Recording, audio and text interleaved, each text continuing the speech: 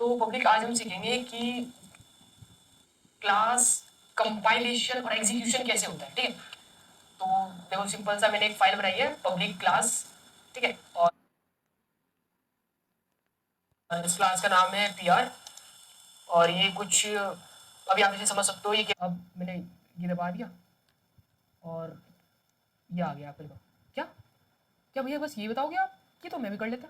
अरे सुन ले मेरी बात, इसके पीछे का बताऊंगा ये हो कैसे रहा है। ठीक है, सुना बात को क्या होता है, देख ध्यान से सुन समझ। पहले क्या होता है, जब तू pr.java लिखते हो ना तुम, तो क्या होगा, डॉट जावा लिखते ही हमारी सोर्स फाइल क्रिएट हो जाती है। डॉट जावा लिखा आपने और हमारी सोर्स फाइल क्रिएट हो जाती है। फिर मैं करके दिखा देता हूँ तुम्हें तो ना, कोई बात नहीं, चलो मैं करके दिखाता हूँ। देखो पहले मैं अपनी फाइल को मैंने क्रिएट कर लिया, तो मेरे को जावा लिखने की ज़रूरत नहीं है डॉट जावा। अभी मैं डायरेक्ट कंपाइल करता हूँ जावा सी, ओके। देन मेरी फाइल का नाम क्या है, pr.java। और ओके, तो ये कह रहा है, क्या कह रहा है, ओके कह रहा है कि आप गलत फोल्डर पे हो। ठीक है, कोई दिक्कत नहीं है।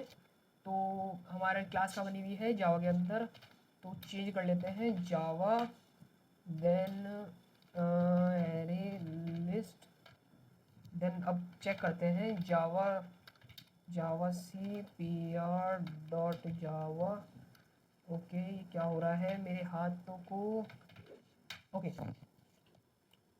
रुको रुको रुको, एक बार चेक करो फिर से। मैंने क्लास काट दी, जो क्लास लोड हुई थी। क्या हो रहा है ये, ठीक।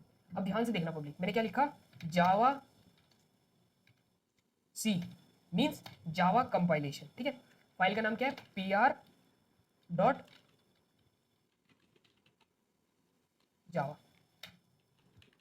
ये दिख रहा है आपको कुछ यहाँ पे, क्लास लोड होगी, बताऊंगा कैसे हो रहा है ये सब चीजें। देन जावा, देन फाइल का नाम, ठीक है आपको, ये मैंने प्रिंट कराया था। ठीक है, अब बताता हूँ ये हो कैसे रहा है प्रोसेस। पहले मैंने डॉट जावा लिखा, कहाँ पर, यहाँ पर मेरी क्या हुई, सोर्स फाइल क्रिएट होगी। ठीक, अब मैंने क्या लिखा, जावा सी pr.java। इसके पीछे बहुत एक प्यारा सा कंसेप्ट है, वो आपको बताता हूँ। जावा सी का मतलब होता है जावा कंपाइलेशन। ठीक है, pr.java जिस फाइल को, जिस सोर्स फाइल को आप कंपाइल करना चाहते हो। ओके, क्लास क्रिएट हो जाती है, समझ आई गूज बम्स। मतलब ये कि जावा, जैसे आप जावा सी लिखते हो ना, आपकी क्लास क्रिएट हो जाती है।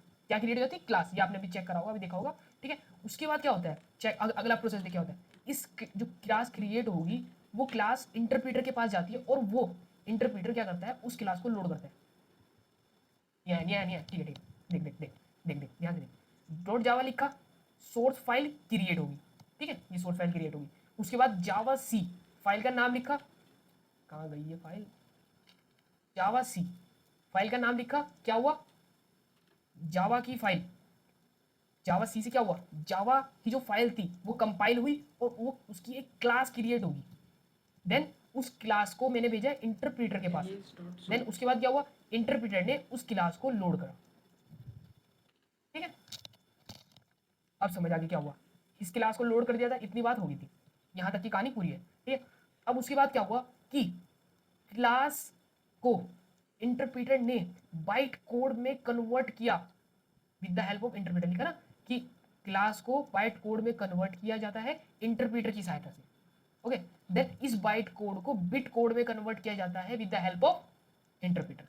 उसके बाद जब आप ये लाइन लिखते हो जावा pr, उसका मतलब क्या होता है, आपको आपकी जो क्लास लोड हुई है, इंटरप्रीटर ने बिट कोड में कन्वर्ट कर दिया है, वो इस जावा और फाइल नेम, इस क्लास को एग्जीक्यूट कर दो। मतलब इस क्लास के अंदर जो भी इसकी बॉडी में है, जो भी मटेरियल लिखा है, जो भी स्टेटमेंट्स लिखी है, उसको एग्जीक्यूट कर दो। This all about how to Java, how to the file is compile of the Java.